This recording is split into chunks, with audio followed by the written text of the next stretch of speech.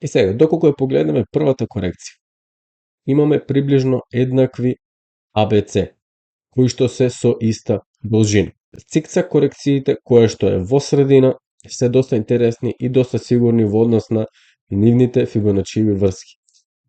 И ќе зборуваме за корекцијата во bull market, во ABC зигзаг корекција, пример, каде што бранот во овој случај, брановите А и С се доста еднакви по должина и кога таа пресметка е поврзана со еден од другите правила, како на пример преходниот четврт што се појавува, може да биде многу моќна индикација дека престои пресвод ако бранот С не е еднаков на бранот А, тогаш С може да биде еднаков на 1,618 или пак 0,618.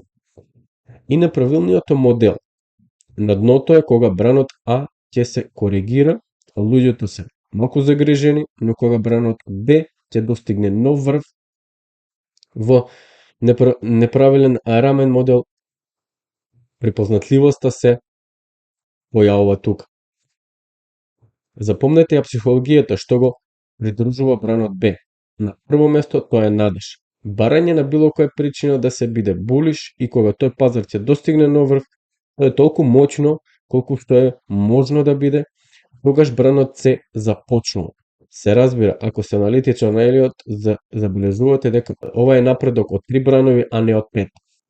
Се започнува и луѓето не веруваат дека има проблем се додека не го пробија најниското ниво и луѓето обично велат дека ќе останат булиш додека не го пробијат ова ниво, ќе станат бериш доколку го пробијат ова ниво и луѓето се фаќаат токму на дното, бидејќи цената што повторно го крева пазарот, врската помеѓу брановите С и А е толку сигурна, а тоа е што С е многу често многу блиску до 1,618 подолг од бранот А.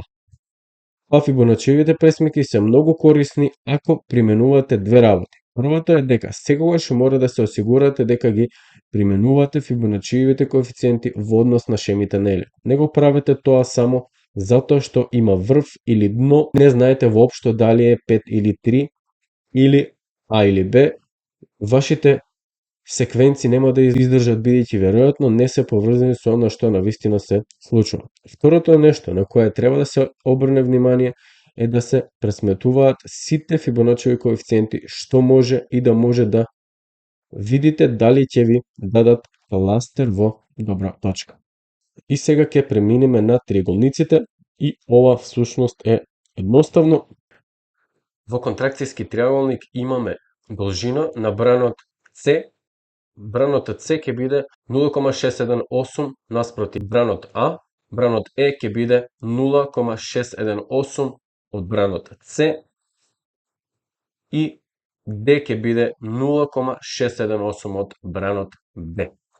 На следната слика одиме и повторно имаме во растечки триаголник спротивното е точно, каде што бранот Е, кој се огледаме тука, ќе биде 1,618 од бранот С, бранот С пак ќе биде 1,618 од бранот А и бранот Д ќе биде 1,618 од бранот Б. И сега би сакал повторно да се вратиме на чартот на биткоин, да видиме што се случува во моментот. Големи се шансите дека ова е некаков си вид на корекција, која што е ABC корекција, која што ќе се пролонгира до можеби и следната година. И прво што ќе ја покажеме оваа корекција, доколку се навратиме, може да видиме класична ABC корекција и да видиме каде завршила таа корекција. Погледнете таа зона ABC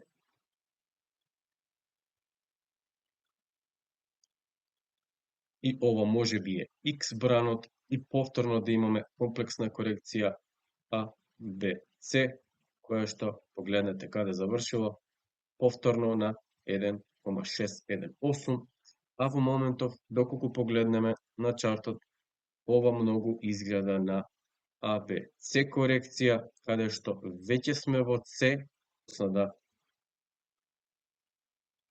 ја откриеме. И сега, доколку погледаме тука, ова може да биде бранот А, ова да биде бранот Б, имаме А, Б, С, имаме 3 движења тука, тука имаме 5, што значи дека би можеле да добиеме повторно движење тука надолу, бидејќи моментално сме во С, можеби овој С бран сака да го формира тоа четврто ниво кое што тука ќе биде некој си изненадување и можеби враќање на пазарот, кое што подоцна би требало да резултира со повторен пад на цената и до кој нивоа, тоа ќе ни го каже Фибоначи, каде што отприлика би требало можеби да достигнеме ниво од 60.000 можеби.